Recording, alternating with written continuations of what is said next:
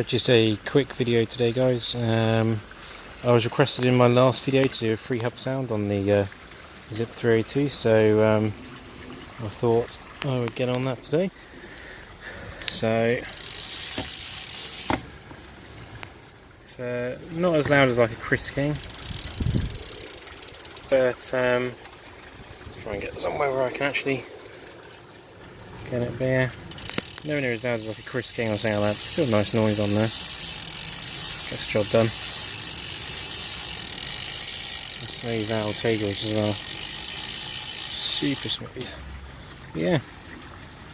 So hopefully that's what you wanted to hear. So yeah. See you later on and catch you later.